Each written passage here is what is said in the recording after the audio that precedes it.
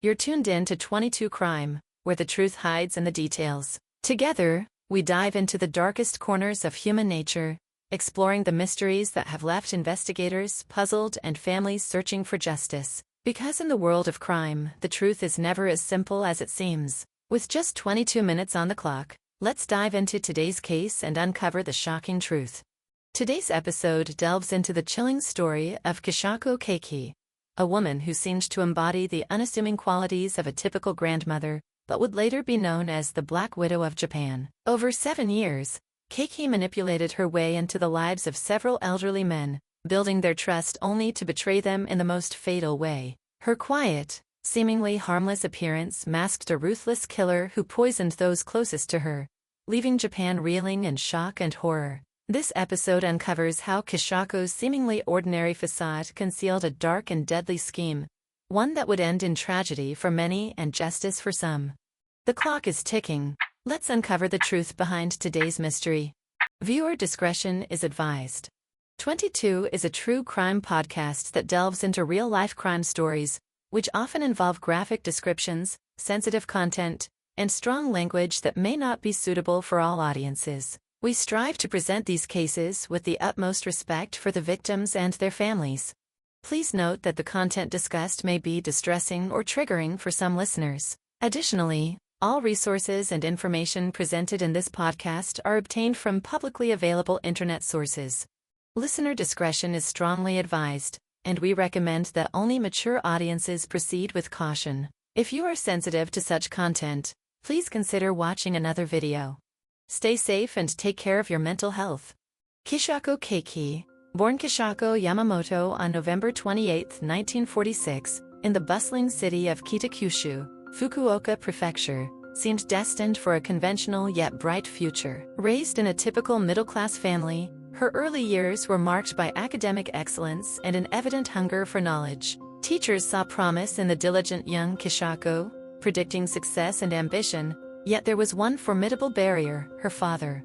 A staunchly traditional man, he firmly believed that a woman's place was in the home. Chisako was discouraged, even forbidden, from pursuing higher education. Her dreams of attending university were swiftly extinguished, a decision that would alter the course of her life in ways no one could have predicted. Her father's views may have planted the first seeds of frustration and perhaps resentment, as she watched her academic aspirations give way to a path more typical, more ordinary. By 1965, Chisako was working as a bank teller. Though she was diligent and showed a knack for learning, this role was a far cry from her youthful ambitions. But behind the polite smiles and respectful demeanor, her true ambitions lay simmering, waiting for an opportunity to break free. That opportunity seemed to arrive when, at age 23, she crossed paths with a successful Osaka businessman, a man who owned his own fabric printing company. This meeting would prove to be a pivotal turning point, and in stepping into the role of wife and business partner, Chisako was, unknowingly, taking her first steps toward a much darker path. The deadly trajectory of Chisako Kakehi's life began, unknowingly, with her first husband. He was a successful businessman, owner of a thriving fabric printing company, and seemed a perfect partner for the young Chisako. They married in 1969 and spent the next 25 years raising 2 children and enjoying financial stability. Yet, the printing business, reliant on cyanide as part of its operations, would later prove ominous. In 1994, her husband, then only 54, suffered a sudden heart attack and was admitted to the hospital. Though he showed signs of recovery and was discharged, he died abruptly just days later. His death was attributed to his heart condition, and no investigation followed. Chisako inherited the business but, with limited experience, struggled to keep it afloat. Within a year, it had failed, leaving her bankrupt and forcing her to sell the family home, an abrupt descent from her once comfortable life. But this taste of financial ruin did not defeat her. It became a catalyst for her next moves. Turning to matchmaking agencies, Chisako found her second husband in 1995, a 59-year-old pharmaceutical wholesaler from Gunma Prefecture. Their life together brought back financial stability, and for 11 years, it seemed she had found a new beginning. But in 2006, he died unexpectedly from a stroke at age 69. His death was seen as natural for his age, and without an autopsy, no suspicions were raised. He was cremated, leaving no chance of a later forensic examination, and Chisako quietly benefited from his passing, as she had from her first husband, without scrutiny, without question. In 2007, Chisako's pattern began to take shape when she became engaged to 78-year-old Toshiaki Suehiro, a retired government official. Within a few months of dating, the couple celebrated their engagement with a lunch, joined by Toshiaki's family. During the meal, he took a health supplement provided by Chisako. Within minutes, he collapsed in the street, struggling to breathe, and was rushed to the hospital. Though he survived, the damage was irreversible. Severe brain damage and vision loss left him in need of constant life support. He lingered for 2 more years, passing away in 2009. At the time, doctors had no reason to suspect foul play, yet a blood sample later revealed traces of cyanide, a clue that would become crucial in unmasking Chisako's deadly methods. Even as Toshiaki lay on life support, Chisako had moved on to a new relationship. In 2008, she married 75-year-old Toshiaki Yamamoto, a retired agricultural businessman. Just 3 months after the wedding, while heading home from dinner together, he collapsed from an apparent heart attack. His death, like those before him, was assumed to be natural, and his body was cremated, ruling out any chance for future investigation. Again, Chisako reaped the financial rewards from insurance claims and inheritance, the true extent of her plans still hidden beneath a facade of innocent widowhood. By 2011, Chisako was in a relationship with Masanori Honda, a 71-year-old who, despite his age, was active and in good health. Masanori had managed his diabetes carefully and frequented his local fitness club. On March 9, 2012, after a shopping trip together, Masanori collapsed while riding his motorcycle and was rushed to the hospital, where doctors attributed his death to arrhythmia. Yet, in hindsight, this tragic death seemed too timely. Later investigations showed that, by then, Chisako had already started dating other men, suggesting she had yet again targeted a partner for his wealth rather than love. In early 2013, Chisako was with 75-year-old Minoru Hioki, a retired architect and cancer survivor. He believed he had found a real connection with Chisako, who he thought offered genuine companionship. But on September 20th, during a dinner with Chisako, he suddenly gasped for air, and paramedics found him unresponsive. When they arrived, Chisako falsely informed them that Minoru had terminal lung cancer, a lie that led medics to withhold resuscitation efforts. Minoru died within hours, leaving Chisako free to claim his assets and move on once more. The paramedics noted the unusual circumstances, but without further investigation, she faced no consequences, leaving her clear to continue her deadly search for her next target. The unraveling of Chisako Kakehi's deadly web of deceit began with her 4th and final husband, Chisako Kakehi, whose sudden death in December 2013 marked a turning point in her years-long killing spree. Chisako's passing, only 2 months into their marriage, appeared at first to be due to natural causes, another unfortunate ending in a string of similar losses. But the circumstances surrounding his death seemed suspicious enough to trigger further investigation, and an autopsy was ordered. In Japan, where autopsies are rare and typically reserved only for deaths with blatant signs of foul play, this move was highly unusual. Yet when forensic examiners revealed lethal levels of cyanide in Chisako's blood, heart, and stomach, the investigation took a dark turn, and Chisako's carefully constructed facade began to crumble. As detectives delved into her past, they unearthed a pattern that was as disturbing as it was calculated. Each of Chisako's previous partners had died under mysterious circumstances, typically just months after becoming romantically involved or married to her. It soon became clear that her chance encounters with these men were anything but accidental. Most of her relationships had begun through matchmaking agencies. Chisako, detectives found, had selected her victims with meticulous precision. Her agency profiles were exacting. She sought elderly men, ideally single or widowed, childless, wealthy, and potentially ill, men with no one to question her motives, men looking for companionship in their twilight years. Her targets were carefully chosen, leaving little doubt about her premeditated and financially driven motives. Investigators intensified their scrutiny, searching Chisako's home and personal belongings, and what they uncovered only solidified their suspicions. Cyanide traces were found scattered throughout her belongings, from pill capsules in her bathroom to an emptied cyanide packet hidden in a potted plant. The plant pot, buried deep in her apartment, held what detectives called a sinister memento, a small plastic bag with traces of the deadly poison, a deliberate attempt to conceal her weapon of choice. These findings revealed a long-standing pattern. Chisako had been mixing cyanide into health supplements for her unsuspecting partners, relying on the deadly chemical she had likely obtained from her first husband's printing company, where she had been introduced to cyanide as part of their operations. With each subsequent partner, she had perfected her method, using this lethal substance with a precision that demonstrated both her knowledge and complete disregard for human life. Police also uncovered a series of medical textbooks in her home, some of which had chapters on poisoning that were meticulously marked. Several books specifically on cyanide suggested that her deadly scheme was far from impulsive. Her financial records told an equally disturbing story. For each man she seduced, Chisako had taken out life insurance policies or persuaded them to name her as their primary beneficiary. With each death, her bank account swelled, with payouts reaching her within days of their passing. Yet, even as she accumulated wealth, nearly 1 billion yen in total, she lost much of it in failed investments and poor financial choices, creating a constant need for new targets to sustain her lifestyle.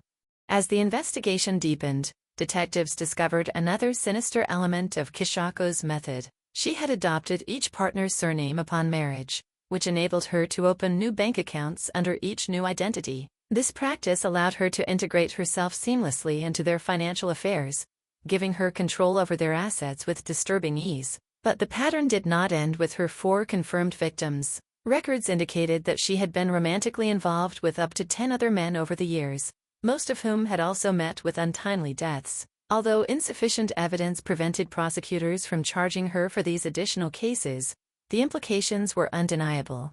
The chilling picture that emerged was that of a woman who viewed love as a means to an end, not for companionship, but for cold, calculated financial gain. With each piece of evidence, Chisako's carefully spun web of deception unraveled, leaving behind a haunting legacy of lives cut short and trust exploited, all in pursuit of a fortune that was never enough. Chisako Kakehi's arrest in 2014 sent seismic shockwaves across Japan, a nation unaccustomed to serial killings and with one of the world's lowest crime rates. The idea that an elderly woman could be at the center of a deadly scheme targeting unsuspecting men for financial gain was hard to fathom. But as her story emerged, public fascination took hold, and by the time her trial opened in 2017, it had transformed into one of Japan's most sensational criminal cases in recent memory. Media outlets quickly labeled her the Black Widow of Japan, capturing the country's imagination with her chilling pattern of seducing, poisoning, and ultimately profiting from her victims. Crowds, from journalists to curious citizens and even international media, lined up outside the Kyoto District Court, eager to witness the trial that would expose the shocking depths of her deception. As the trial unfolded, it sparked debates on trust, the manipulation of vulnerable elderly, and the hidden dangers in matchmaking services. Chisako faced 3 murder charges and 1 attempted murder charge related to 4 partners: her 4th husband, Isao Kakehi, her former partner, Minoru Hioki, her ex-boyfriend, Masanori Honda, and her fiancé, Toshiaki Suehiro, who had barely survived her initial poisoning attempt, but had been left with severe, irreversible damage. The prosecution wasted no time in portraying Chisako as a manipulative, calculated predator who coldly targeted elderly men solely for financial gain. Driven by insatiable greed, prosecutors argued, Chisako showed a complete disregard for human life and methodically ensnared her victims, each step rooted in manipulation and betrayal. Forensic evidence played a critical role in the prosecution's case. They meticulously detailed Chisako's use of matchmaking services to find her targets. Her profiles often specified preferences for older, childless men who were financially stable, easily manipulated, and, most critically, had no close family members to question her actions. Prosecutors exposed her pattern of quickly securing her place in each partner's finances, encouraging them to name her as their primary beneficiary and taking out large life insurance policies soon after gaining their trust. The forensic evidence, including traces of cyanide found in her apartment, pill capsules, and even the soil of her potted plants, left little doubt of her knowledge and access to the deadly substance. The testimony from emergency responders painted a harrowing picture of her victim's final moments. Paramedics described scenes of sudden, excruciating asphyxiation, victims gasping for air, eyes wide with terror. Witnesses from the medical team recalled how Chisako often downplayed the severity of her partner's conditions, or, in some cases, outright misled responders to avoid life-saving measures. For instance, she reportedly claimed that Minoru Hioki had terminal lung cancer, causing medics to refrain from resuscitation when he collapsed. These moments underscored the prosecution's argument that Chisako was not only calculating but also masterfully manipulative, knowing exactly how to maneuver each situation to her advantage. The defense, however, presented a different narrative. They argued that Chisako's actions stemmed more from desperation than malice, pointing to her financial struggles after the bankruptcy of her first husband's business. They claimed that she had initially sought companionship but had been caught in a downward spiral due to financial hardship. Furthermore, they argued that by the time of her arrest, Chisako was suffering from early-stage dementia, a condition that affected her recollection and mental capacity. Her lawyers argued that her apparent confessions were unreliable, mere inconsistencies clouded by cognitive decline. Chisako's own statements throughout the trial only added to the courtroom tension, as she wavered between chilling admissions and outright denials. During initial interrogations, she casually admitted to certain murders and was even reported to have laughed, stating that she would laugh it off and die if sentenced to death. At one point, she reportedly confessed to killing her fourth husband, Iso, out of anger when she discovered he had given money to other women. Later, however, she recanted her statements, claiming she had no memory of making them. Her defense seized on this inconsistency as proof of her dementia, arguing that her fluctuating statements were signs of a compromised mental state. Psychiatric evaluations indicated mild dementia, though experts testified that her condition was not severe enough to impair her understanding of her actions at the time of the murders. The presiding judge and jury faced a daunting decision: to weigh the defense's claims of cognitive decline against the overwhelming evidence of Chisako's premeditated actions. The prosecution firmly argued that her dementia was mild and slow progressing, not an excuse for evading accountability for the meticulous murders. In 2017, the Kyoto District Court handed down its verdict, finding her guilty of 3 counts of murder and 1 count of attempted murder. In a rare decision, the judge sentenced her to death by hanging, condemning her for her cold, calculated intentions and her callous disregard for human life. The defense's claims of dementia were dismissed, with the court ruling that her cognitive state did not absolve her of responsibility for her actions.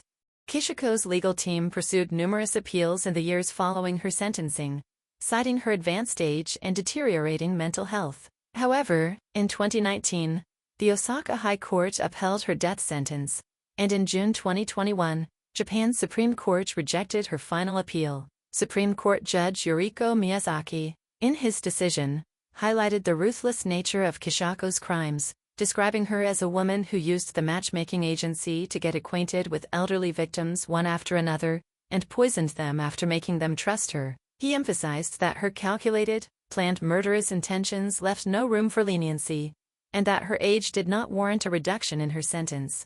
The extensive media coverage surrounding her trial left a lasting mark on Japan's perception of elder abuse, financial exploitation, and the hidden dangers within matchmaking services. Her case underscored the vulnerability of elderly individuals in their search for companionship, sparking public demands for tighter regulation of dating services for seniors. Chisako Kakehi's trial and chilling admissions, retracted or not, left a profound impression on Japan's legal and social landscape.